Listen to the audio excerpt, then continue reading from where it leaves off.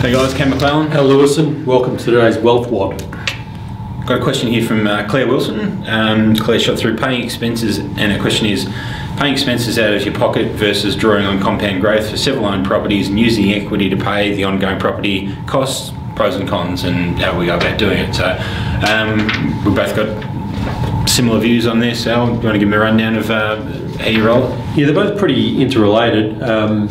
I guess we'll start with when you first buy your first investment property, absolutely crucial that you factor in what are these costs going to be, and you factor in, do I have the money to cover them? And the reason we say that is when you're going into your first property, you've saved for a deposit, and the last thing you want is that some expense jumps out and bites you in the bum, and you're in over your head straight away. So that's important to start with. As time goes on, and you're talking about multiple and duplicating properties, and Ken will give you a bit of a rundown in some more depth here, but the key to it being, we talk about finance structure first and foremost in terms of making sure that you're protecting yourself, you're not cross-collateralising all your properties, and that when you're using each property in its own silo to buy the next one and duplicate, what you're doing is creating yourself a little buffer with each one. So as you go from property 1 to property 2, you created a buffer there that covers your deposit and cost to buy the next property, but we absolutely tell you and make sure people are keeping a buffer there. So what the buffer enables them to do is if they're short on the old green in their pocket,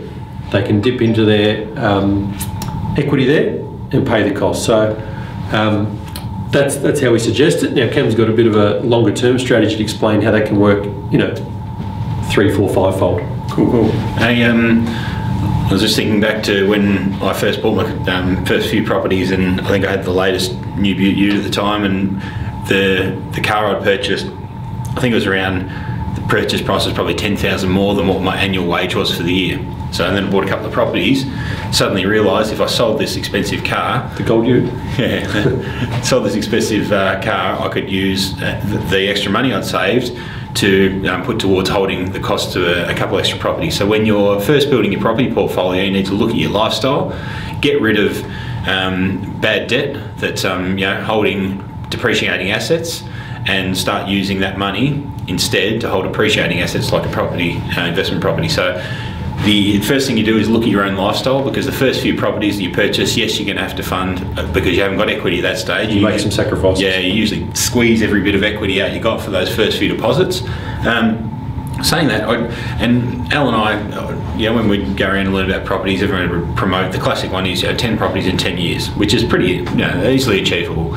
But most people, when they're building a portfolio, they can't comprehend that. Most people can understand a couple of properties, holding them. So I did an example in that bad boy, which is 5 properties in 12 years. The assumptions I've used is 90,000 household income, $400,000 being the first property purchase price, increase of 8% the property value per year, rental yield of 4.5%, interest rates of 7%. So all pretty conservative parameters, yeah? All pretty conservative parameters. The big thing is when we get down to Claire's question is obviously holding costs. How do you pay for all these properties? Because 5 properties at year 12, the holding costs I worked out, being realistic, are around $32,000 per year. Now that's after rent and tax, but that's a lot of money out of your back pocket. You've got to fork out. That's if you're on a $90,000 household income, well, that's a third of that gone. But the reality is at that stage, you don't even touch your household income. All your holding costs come to pay that 32 grand out of increase, because your property portfolio at that stage is going up on average, not evenly on average, but on average over a 10-year period, it's going up around $400,000 a year. So, hey, enjoy using the equity at that stage, live life with your income. The good thing about that period of time is, and this is what I always enjoy watching people going from that, build a property portfolio of 5 properties, might be worth, at that stage, $4 or $5 million, whatever it may be, and then a growth cycle comes through and flips their life on their head. So all of a sudden, the property portfolio doubles in value, and after that, let the good times roll. Yeah. So live off equity, use equity to hold. Pay yourself, whatever works for you. There's no right or wrong, but there's some solutions for you. Cheers, Claire. Thanks, Claire.